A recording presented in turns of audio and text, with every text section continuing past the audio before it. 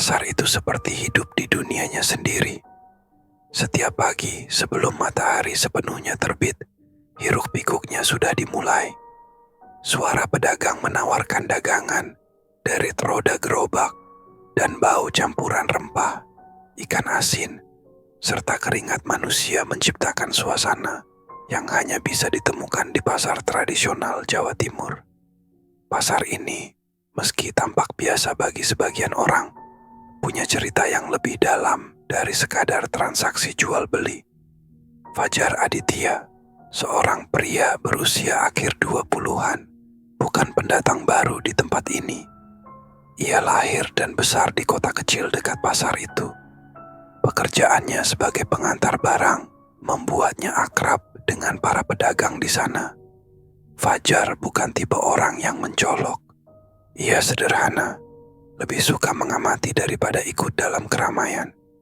Setiap pagi, ia mengantar sayur-sayuran dari desa tetangga ke kios-kios yang sudah menjadi langganannya selama bertahun-tahun.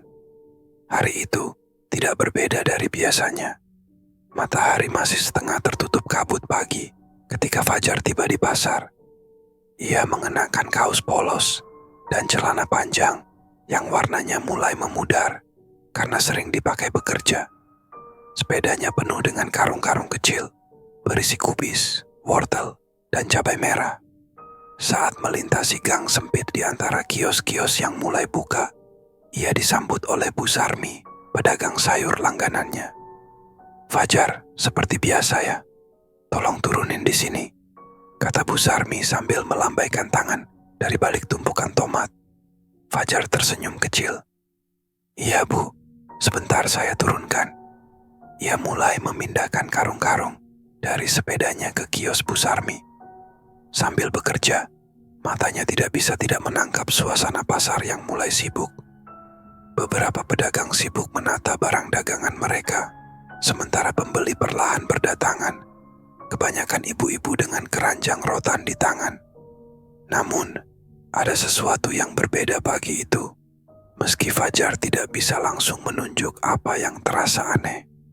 Di ujung lorong pasar, sebuah kios kecil yang biasanya tutup kini terlihat terbuka. Kios itu sudah lama kosong, setidaknya selama 2 tahun terakhir, sejak pedagang sebelumnya meninggal secara tiba-tiba. Fajar mendengar kabar itu dari para pedagang lain, tetapi ia tidak pernah terlalu memikirkan hal tersebut. Kali ini, kios itu dihuni oleh seseorang yang tidak dikenalnya. Seorang pria tua dengan tubuh kurus dan kulit yang terlihat keriput berdiri di depan kios. Matanya tampak tajam, meski rambutnya sudah memutih seluruhnya. Ia mengenakan kemeja lusuh, dan di sampingnya ada sebuah meja kecil dengan beberapa kantong kain tergulung rapi. Di atas meja itu, Fajar melihat sesuatu yang menarik perhatiannya. Patung kecil dari tanah liat, berbentuk anak kecil, duduk bersila dengan senyum yang hampir terlihat menyeramkan. "Fajar, jangan bengong," tegur Bu Sarmi, membuyarkan pikirannya. "Oh iya Bu, maaf," jawab Fajar sambil melanjutkan pekerjaannya. Namun, pikirannya tetap tertuju pada kios itu. Ia merasa ada sesuatu yang ganjil, meski tidak tahu apa. Matanya sempat bertemu pandang dengan pria tua itu, dan senyuman yang muncul di wajah pria tersebut membuat bulu kuduknya berdiri. Selesai mengantar sayur, Fajar mampir ke warung kopi kecil di pojok pasar. Warung itu tempat favoritnya untuk mengobrol dengan beberapa pengantar barang lain. Ia memesan kopi hitam dan duduk di bangku kayu panjang, mendengarkan percakapan tentang harga bahan pokok yang terus naik. Namun, pembicaraan itu berubah ketika salah satu teman Fajar, Rahmat, menunjuk ke arah kios yang baru buka tadi. "Kalian lihat itu? Kios Pak Suro. Katanya dia baru pindah ke sini. Tapi aku dengar-dengar dia bawa ilmu." "Ilmu apa maksudmu?" tanya Fajar, mencoba terdengar santai meski rasa penasaran mulai menggelitik. "Ah, kamu tahu sendiri kan? Di pasar ini banyak yang percaya pesugihan. Katanya dia pakai tuyul. makanya kiosnya bakal laris manis. Fajar hanya tertawa kecil, meski hatinya merasa tidak nyaman. Ia tahu cerita-cerita seperti itu sering beredar, tetapi ia tidak pernah benar-benar percaya. Pasar ini memang penuh dengan desas-desus, dan kebanyakan hanyalah omong kosong belaka. Namun, saat ia hendak pulang, sesuatu yang ganjil terjadi. Sepedanya yang ia sandarkan di dekat warung kopi bergoyang pelan, seolah ada yang menyentuhnya. Fajar menoleh, tapi tidak melihat siapapun di dekatnya. Ia memeriksa sepedanya, dan di bawahnya, ia menemukan sebuah jejak kecil, seperti jejak kaki anak kecil, tercetak di tanah basah. Fajar terdiam, memandang jejak itu dengan bingung. Tidak mungkin ada anak kecil di sekitar sini. Ia menoleh ke arah kios Pak Suro, dan untuk sesaat, ia merasa seperti melihat sesuatu bergerak di dalam bayangan di balik patung kecil di meja itu. Ia menggelengkan kepala, mencoba mengusir pikiran aneh itu, lalu segera naik ke sepedanya dan mengayuh pulang. Tapi sepanjang perjalanan, ia tidak bisa menghilangkan perasaan bahwa sesuatu sedang mengawasinya. Malam itu, setelah kembali dari pasar, Fajar mencoba melupakan kejadian ganjil yang ia alami. Ia meyakinkan dirinya bahwa jejak kaki kecil di dekat sepedanya hanyalah kebetulan. Barangkali seorang anak kecil memang lewat saat ia sedang tidak memperhatikan. Namun, pikiran itu tidak sepenuhnya memadamkan rasa tidak nyaman di dadanya. Rumah Fajar terletak di pinggiran desa, dikelilingi kebun-kebun jagung yang tinggi.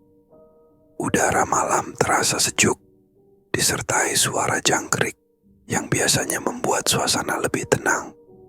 Setelah makan malam sederhana, ia duduk di teras dengan secangkir teh panas, menikmati angin malam. Bulan purnama bersinar terang, menerangi ladang-ladang kosong di kejauhan. Namun, di tengah keheningan itu, ia merasa sesuatu yang ganjil lagi. Ada perasaan seperti sedang diawasi, meski ia tahu tidak ada siapapun di sekitarnya.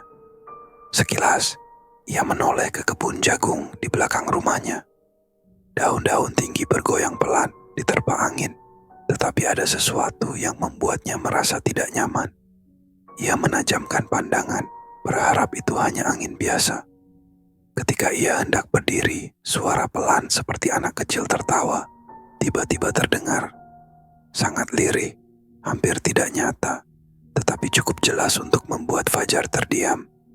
Ia menatap ke arah kebun, tapi tidak ada apa-apa di sana.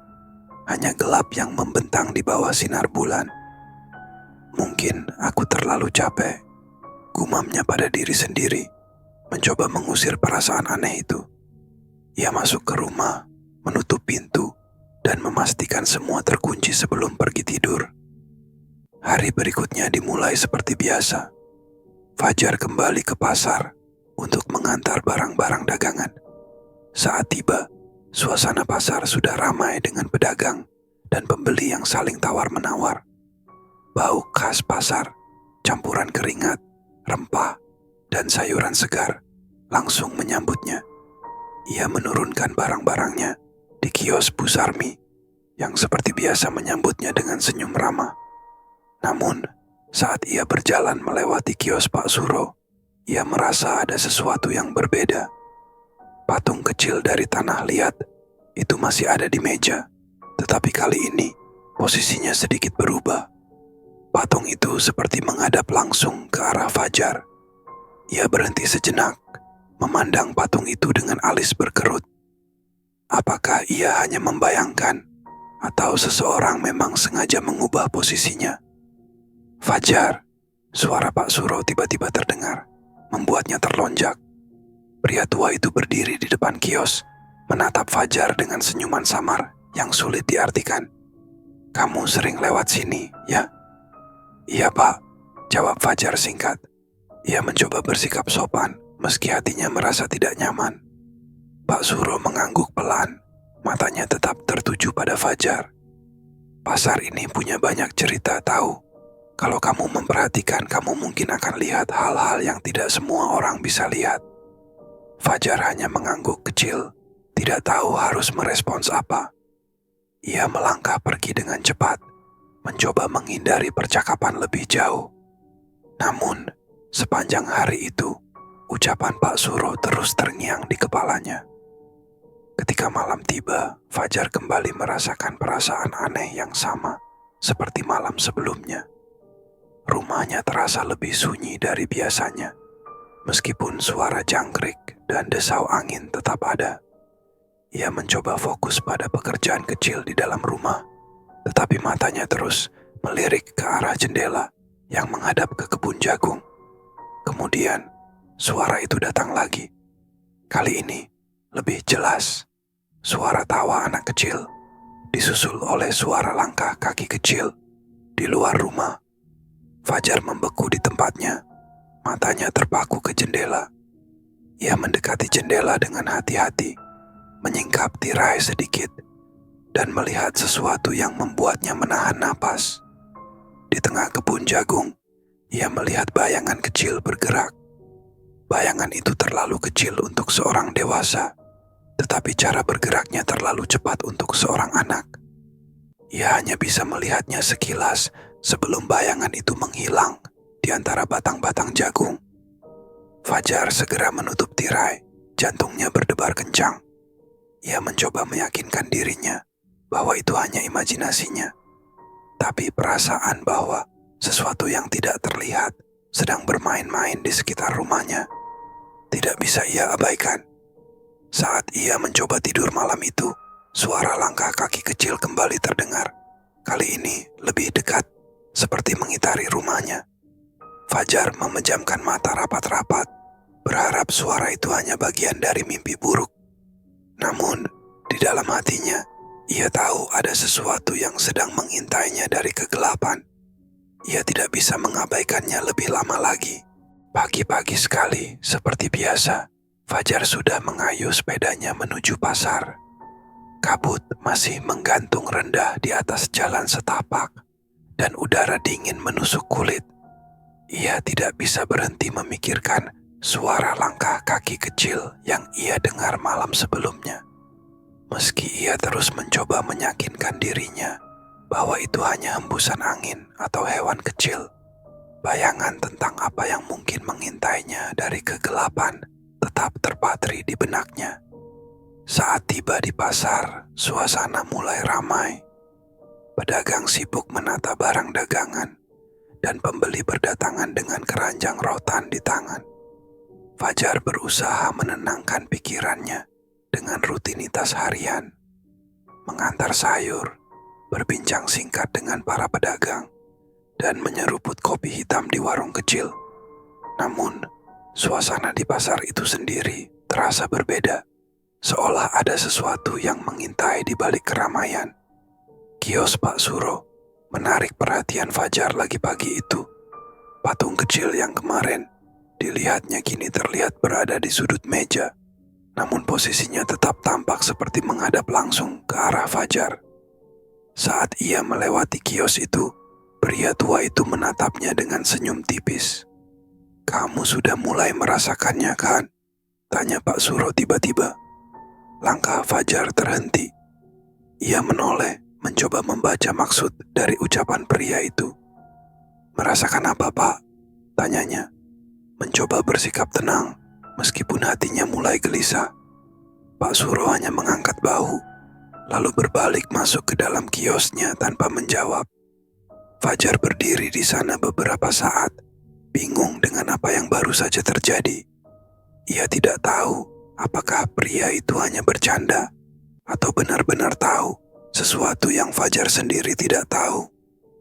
Hari-hari berikutnya berjalan dalam rutinitas yang sama, tetapi dengan perasaan yang berbeda. Fajar mulai merasa seperti sedang diawasi dimanapun ia berada, di pasar, di jalan, bahkan di rumahnya sendiri.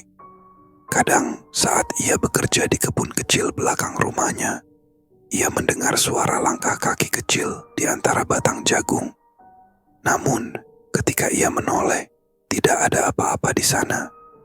Suatu malam, Fajar memutuskan untuk memeriksa kebun jagung lebih dekat.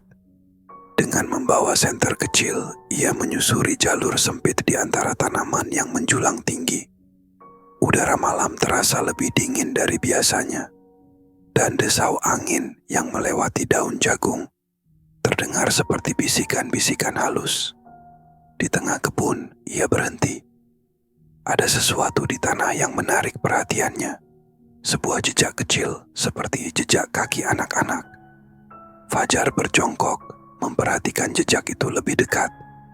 Ukurannya tidak wajar, terlalu kecil untuk seorang manusia dewasa. Tetapi bentuknya jelas-jelas bukan dari hewan. Ketika ia mengarahkan senternya ke depan, ia melihat sesuatu yang membuat jantungnya hampir berhenti. Di antara batang jagung, ada sepasang mata kecil yang bersinar dalam kegelapan, menatapnya dengan intens. Sebelum Fajar bisa bereaksi, mata itu menghilang, dan hanya suara langkah kecil yang terdengar menjauh. Fajar mundur perlahan, berusaha menenangkan dirinya. Namun, rasa takutnya semakin kuat. Ia kembali ke rumah dengan tubuh gemetar. Pintu segera dikunci rapat, dan lampu dinyalakan di setiap sudut rumah. Esoknya, saat ia kembali ke pasar, cerita tentang Pak Suro mulai terdengar lebih jelas. Beberapa pedagang mengatakan bahwa pria itu jarang terlihat keluar dari kiosnya, tetapi dagangannya selalu laris manis. Bahkan pedagang yang biasanya sepi pun heran dengan keberuntungan yang mendadak menghampiri kios itu. Katanya dia pakai sesuatu, bisik Bu Sarmi pada Fajar sambil menata dagangannya. Tapi ya, siapa yang tahu? Orang-orang cuma bicara kan? Fajar tidak menjawab. Namun pikirannya terus terganggu oleh ucapan itu. Ia tidak percaya takhayul, tetapi ada sesuatu tentang Pak Suro dan kiosnya yang benar-benar terasa tidak wajar. Malam berikutnya, suasana di rumah Fajar semakin mencekam. Angin malam yang biasanya membawa ketenangan kini terdengar seperti desaan panjang.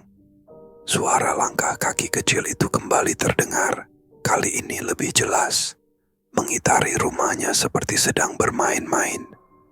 Fajar mencoba mengabaikan suara itu, tetapi ketukan pelan di pintu belakang rumah membuatnya tidak bisa lagi duduk diam.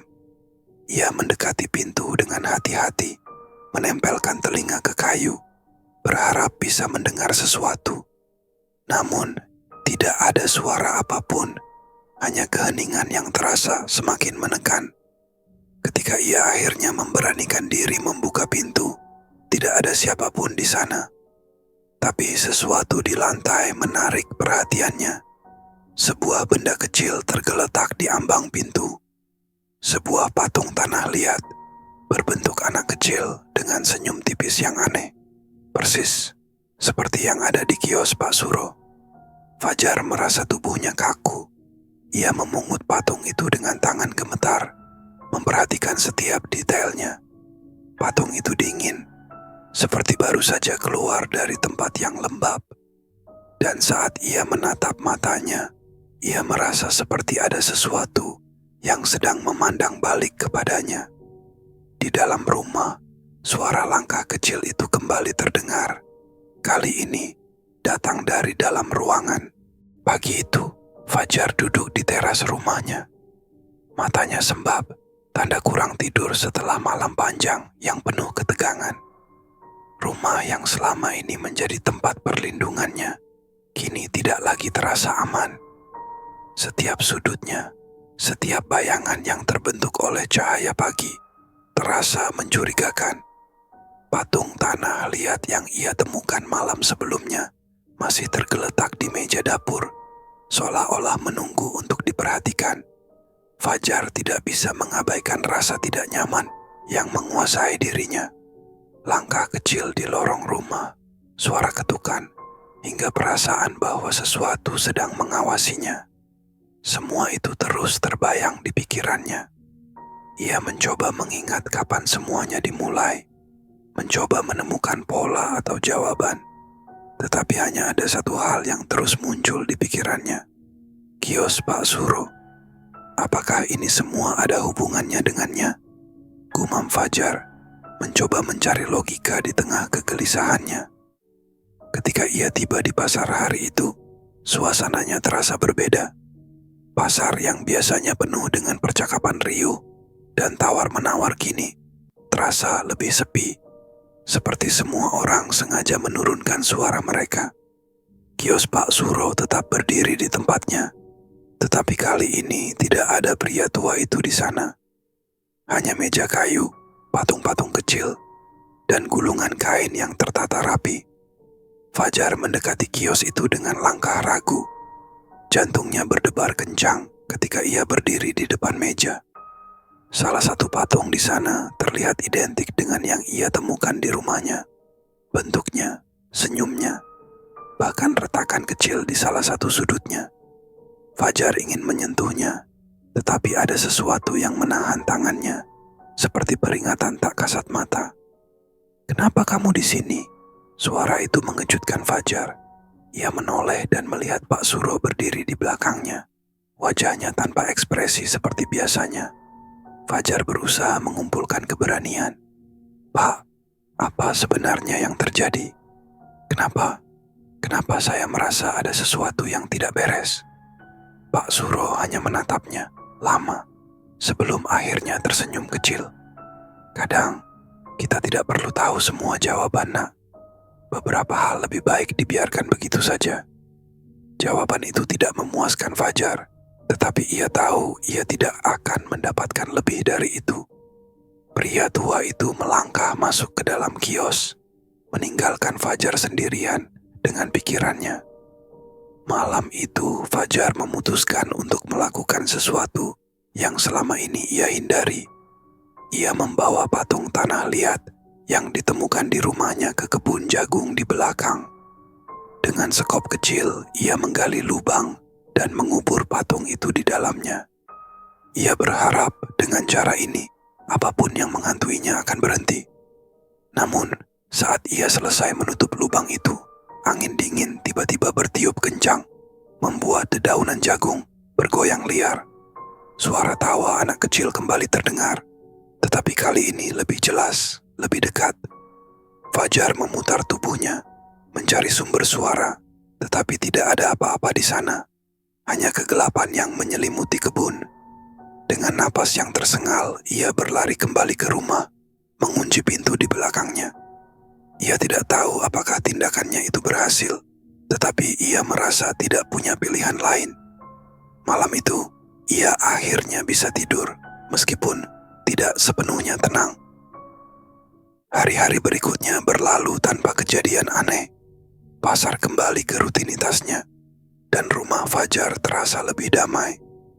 Namun, di balik ketenangan itu, ada sesuatu yang mengganjal di hatinya.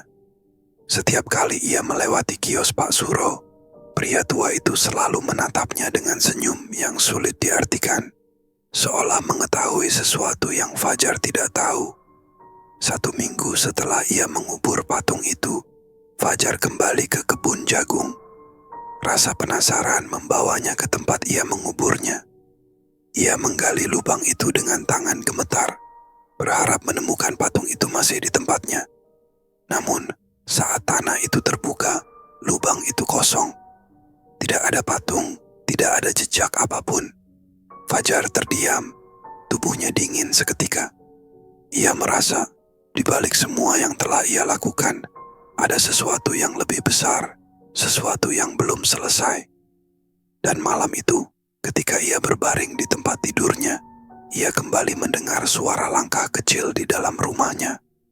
Suara itu berhenti di depan pintunya. Fajar tidak berani membuka mata, tetapi ia tahu apapun itu masih ada di sana, menunggu, mengawasinya, dan tidak pernah benar-benar pergi.